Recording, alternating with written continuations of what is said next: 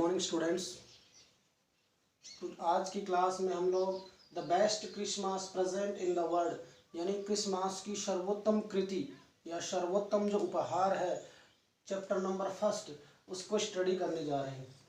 इसके अंदर एक सबसे पहले जो पार्ट चल रहा है फर्स्ट पार्ट, उसके अंदर जो राइटर है उसको एक रोल टॉप डेस्क ऊपर से घूमने वाली जो चेयर चाहिए होती है और उसने एक कबाड़ की दुकान पर एक रोल टॉप डेस्क वाली टेबल है वो देखी है।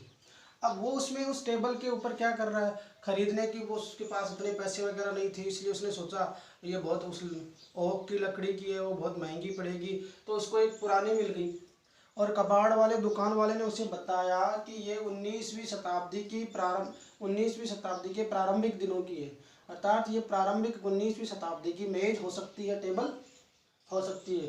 तो उसने इस तरीके से वो टेबल लेने का प्लान बनाया।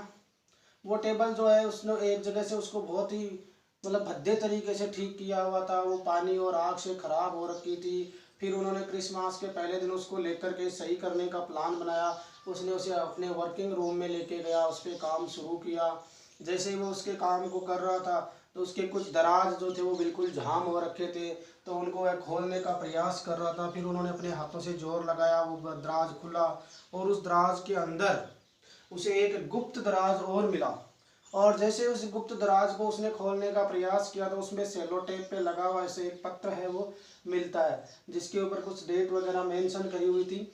और वो डेट आपको बता दूं, जो डेट थी वो मेंशन की हुई थी। उस डेट को पढ़ने के बाद ये ध्यान में आता है कि कई ऐसी बहुत सारी डेट्स होती हैं जो हमें इस चैप्टर के आधार पर ये पता चलता है कि वो हमें याद रखनी चाहिए। जैसे 4 जुलाई 1976 जो है, 4 जुलाई 1976 की डेट जो है अमेरिका की स्वतंत्रता दिवस की डेट है, वो याद रखनी चाहिए। 30 जनवरी 1948 जैसे महात्मा गांधी की मृत्यु की डेट है वो याद रखनी चाहिए। 12 जो मई है आपकी वो याद रखनी चाहिए, जैसे यूरी गागरी ने उसके चक्कर लगाए थे। इस तरह की बहुत इंपॉर्टेंट जो डेट्स है, जैसे 15 अगस्त 1947 को भारत आज़ाद हुआ था वो हमारी डेट है। 26 जनवरी 1950 को संविधान लागू हुआ था। इस प्रकार के विश्व में बहुत सारे ऐसे घटनाक्रम हुए हैं जिनकी डेट्स हमारे लिए बहुत महत्वपूर्ण होती है। अर्थात हम कह सकते हैं कि कुछ ऐतिहासिक दिन जो हैं वो हमें काफ़ी याद रखने पड़ते हैं या वो हमें काफ़ी इंटरेस्टिंग लगते हैं। अब वो जो आपका जो चैप्टर जो चल रहा था उसके आगे जो कल पढ़ा था हमने, उसके आगे आज हम देखेंगे। तो वो जो 25 जनवरी 1915 को जो उसका पत्र जो है, उसको जो लेटर जो मिला था, वो लेटर जो उसको प्राप्त हुआ था, उस लेटर के बाद साथ उसने क्या लिखा था, उसने ये लिखा था कि लेटर के साथ उसने ये लिखा था कि to be buried with me when the time comes, to be buried with me when times come, जब समय आ जाए। तो ये 25 जनवरी 1914 का जो पत्र था, 25 जनवरी 1915 का जो पत्र था, वो कह रहा है to be buried with me when the time comes, मुझे इसके साथ ही जला देना जब समय आ जाए। आई न्यू, मैं जानता हूँ, as I did it that it is wrong of me to open the box. I knew, मैं जानता हूँ, एज आई डिड इट, जैसा कि मैंने किया है, and that it wrong of me, ये मेरे लिए गलत है, to open the box, box यानी उस संदूक को खोलना गलत है। But curiosity got better of my scruples, scruples का मतलब होता है नैतिकता। क्या होता है? नैतिकता। तो ये कह रहा है but the curiosity got better of my scruples, मेरी नैतिकता के ऊपर मेरी जिज्ञासा हावी हो रही है। नैतिकता ये कहती है किसी लेटर को ओपन नहीं करना चाहिए, लेकिन जिज्ञासा ये कह रही है कि इस जो पुरानी जो ये जो डेस्कटॉप है उसमें जो ब्लैक बॉक्स निकला है उसमें क्या हो सकता है, उसको मुझे ध्यान रखना चाहिए, उसका पता लगाना चाहिए, उसको पढ़ना चाहिए, उसकी जानकारी होनी चाहिए। तो but curiosity got better of my scruples, यानी क्यूरियसिटी जो है, जिज्ञासा जो है वो नैतिकता पे हावी हो रही है। इट इज यूजुअली डज, जैसा कि सामान्य ऐसा होता है दैनिक जीवन में, जब भी नैतिकता की और क्यूरियसिटी की बात आती है, जिज्ञासा की बात आती है, तो जिज्ञासा हमेशा नैतिकता पर हावी रहती है। Inside the box, inside the box there was an envelope, inside यानी अंदर, द बॉक्स यानी संदूक के, देयर वाज एन वहाँ पर, एन एनवेलोप यानी एक लिफाफा था। Inside the box there was an envelope, बक्से के अंदर या संदूक के अंदर क्या था, एक पत्र था, एक लेटर था, एनवेलोप था, लिफाफा था। द एड्रेस रीड, मैंने उसका एड्रेस, उसके पता है जो होता है, एड्रेस जो होता है उसको पढ़ा। Mrs Jim Macpherson, Mrs Jim Macpherson, जिसके नाम से वो पत्र लिखा हुआ था, एड्रेस लिखा हुआ था, Mrs Jim McPherson 20 copper pieces bread pot Dorset, ये एड्रेस था। जो क्या लिखा हुआ था, Mrs Jim McPherson 20 copper beech and bread pot Dorset, इस एड्रेस के नाम पे वो पत्र है वो लिखा हुआ था। I took out the letter and unfolded it, I took out मैंने पत्र को लिया, आई टुक आउट यानी मैंने उसको बाहर निकाला, और एंड अनफोल्डेड इट, और उसको मैंने क्या किया, अनफोल्ड किया, खोल दिया उसको, अनफोल्डेड इट यानी उसको खोला। It was written in pencil, it was written in pencil, वो पेंसिल से लिखा हुआ था।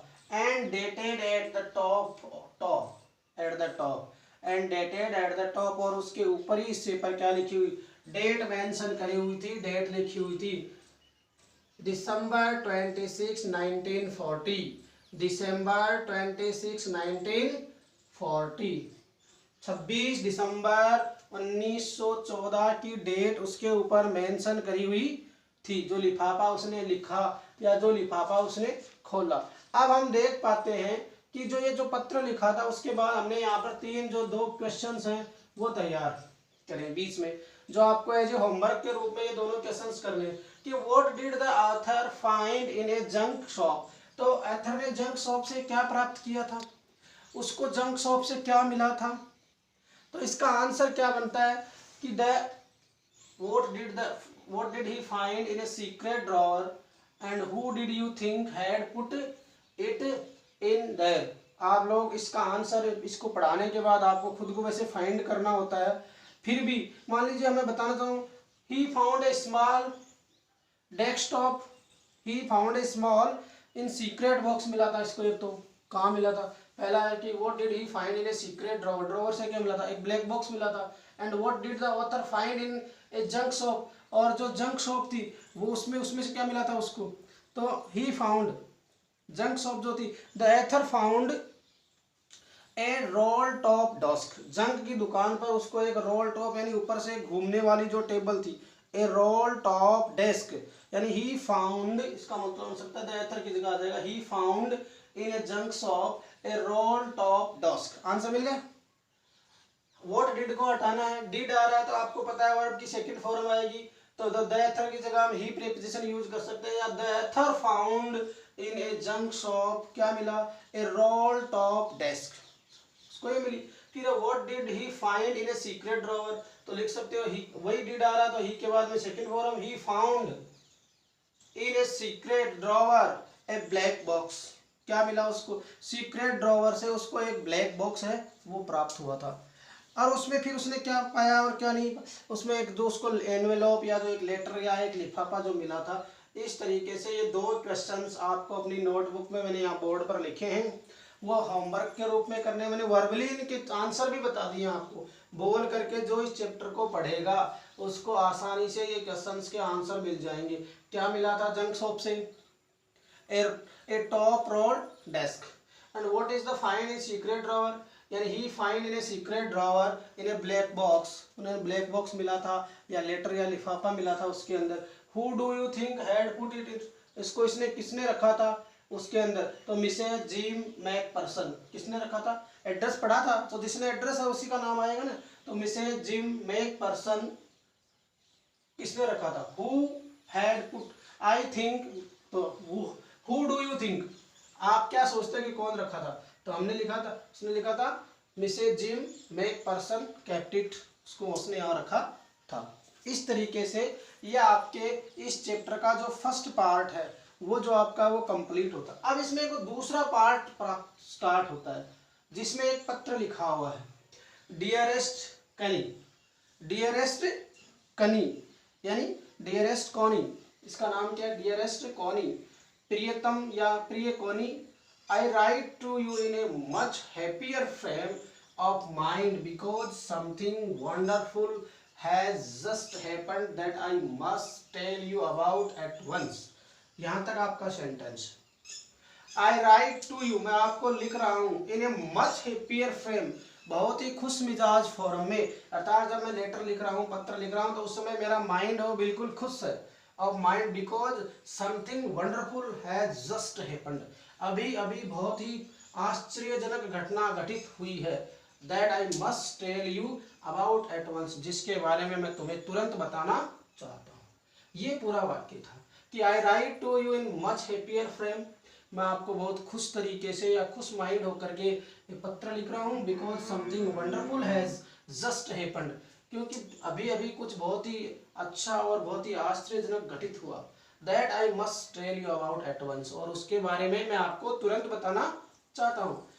We were all standing to in our trenches, we were all standing to in our trenches, हम सब अपने ट्रेंचेज में, या जो आर्मी के जवान होते हैं जब वो बॉर्डर पर होते हैं तो उन्होंने छिपने के लिए अपने छोटे छोटे गड्ढे या खाइयाँ बनाई हुई होती है, उसको हम बोलते हैं tranches.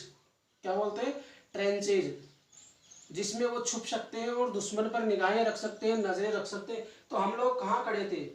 We were all standing to in our trenches yesterday morning, कल सुबह हम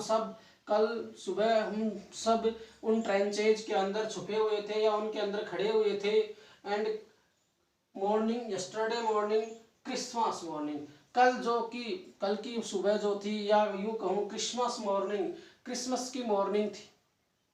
it was a crisp and quiet all about as beautiful a morning as I have ever seen, as cold and frosty as a Christmas morning should be. It was a crisp, यानी ये बहुत ही सुनहरी, सुनहरी का मतलब and quite all about, सुनहरी का मतलब जब सुबह सर्दियों की मॉर्निंग होती है तो क्रिसमस 20 दिसंबर में आती है और दिसंबर में बहुत सारी बर्फ पड़ती है, सर्दियां होती है। तो ये कह रही है इट वॉज ए क्रिस्प, यानी थोड़ी थोड़ी धूप, जब बर्फीला इलाका हो और बर्फ हो और उसमें धूप निकले तो वो बिल्कुल चमकने लग जाती है, यानी थोड़ी शुष्क सी। एंड क्वाइट ऑल अबाउट, और बड़ा बिल्कुल क्वाइट ऑल अबाउट, बिल्कुल शांत। As beautiful morning as I ever seen, इतनी सुंदर सुबह शायद मैंने पहले कभी नहीं देखी थी। मतलब क्रिसमस का सुबह था, चारों सूर्य चमक रहा था और बर्फ से वो इलाका एकदम थोड़ा शुष्क हो रहा था, मतलब सर्दी है वो थोड़ी कम महसूस हो रही थी। And quiet all about us, और सब बिल्कुल शांत। As beautiful a morning as I ever seen, इतनी सुंदर सुबह, इतनी प्यारी सुबह या इतनी सुहावनी सुबह आई हैव एवर सीन, मैंने पहले कभी नहीं देखी। एज कोल्ड एंड फ्रोस्टी, एकदम ठंडी, फ्रोस्टी यानी बर्फीली। एज ए क्रिसमस मॉर्निंग, जैसा कि क्रिसमस की जो सुबह होती है बहुत ही ठंडी होती है, बहुत ही बर्फीली होती है, वैसी हुआ करती है, वैसी ही सुबह थी, लेकिन फिर भी वो बहुत ही सुहावनी थी, सुहावनी थी। As Christmas morning should be, जैसा कि क्रिसमस मॉर्निंग हुआ करती है, शुड बी यानी होती है, उसी के अनुसार ये सुबह भी बहुत प्यारी और बहुत खूबसूरत थी। I should like to be able, I should like to be able to tell you, I should like to be able to tell you what we began it. I should like to be able, मैं आपको ये बताने में समर्थ हूँ। I should like to be able to tell, मैं आपको ये बताना चाहता हूँ या हम सब ये करने वाले थे, you what we began it, कि हम सब क्या करने वाले थे। I should like to be able to tell, मैं आपको ये बताने में आनंद महसूस करता हूँ या मैं समर्थ हूँ कि tell you what we began it, कि हम क्या करने वाले थे। बट द ट्रूथ, लेकिन सच्चाई तो ये है कि हम जो करने वाले थे उससे पहले सच्चाई तो ये, बट द ट्रूथ, लेकिन सच्चाई तो ये है। आई एम असेम्ड, मुझे बताते हुए टू से, आई एम असेम्ड टू से, मुझे ये बताते हुए आपको बड़ा थोड़ा शर्मिंदा महसूस हो रहा है, शर्म महसूस ये कि इज दैट फ्रिटीज बिगेन इट, इसने फ्रिटीज ने शुरू किया। फ्रिटीज होता है जर्मन जो सैनिक होते हैं उनको सामान्यतः फ्रिटीज कॉल किया जाता है। क्या बोला जाता है? फ्रिटीज। और ब्रिटेन के जो सैनिक होते हैं उनको टॉमी बोला जाता है। क्या बोला जाता है? टॉमी। और जर्मन जो सैनिक होते हैं उनको फ्रिटीज बोला जाता है। लेकिन हम जो करने वाले थे वो हम नहीं कर पाए। लेकिन सत्य तो यह है कि आई असेम्ड उससे मुझे बताते हुए शर्म आ रही है, इज दैट फ्रिटीज बिगेन इट। इसे किसने प्रारंभ किया? इसे फ्रिटीज ने, जर्मन सैनिकों ने प्रारंभ किया। First someone saw a white flag waving from the trenches opposite. First someone saw, सबसे पहले किसने देखा? ए व्हाइट फ्लैग, एक सफेद झंडा जो कि शांति का प्रतीक होता है। Flag waving from opposite side, waving from the opposite side, waving from the trenches of, हम जिन ट्रेंचेज में, जिन खाइयों में खड़े थे उनके विपरीत दिशा में एक सफेद जो झंडा है वो लहरा रहा था। Then they were calling out to us from across the no man's land. Then they were calling out, वो जोर जोर से चिल्ला रहे थे, from across the no man's land, ये दो देशों की जो सीमाएं होती है, अंतर्राष्ट्रीय सीमा, उसके ऊपर से, no man's land, happy Christmas Tommy, happy Christmas. अर्थात वो टॉमी वहाँ के ब्रिटिश सैनिक का कोई नाम था, तो वो कह रहा है हैप्पी क्रिसमस टॉमी। तो उस सैनिक को कॉल करके कहा जा रहा है कि क्रिसमस, हैप्पी क्रिसमस, यानी क्रिसमस की आपको शुभकामनाएं, क्रिसमस की आपको शुभकामनाएं। वो ऐसे उसको आंसर रिपीट कर रहे हैं। इस तरीके से ये जो दूसरा जो इसका स्टेंजा है वो स्टार्ट होता है। इस स्टेंजे में हैप्पी क्रिसमस बोलते हैं वो। आगे की हम अगली क्लास में देखेंगे। Thank you very much.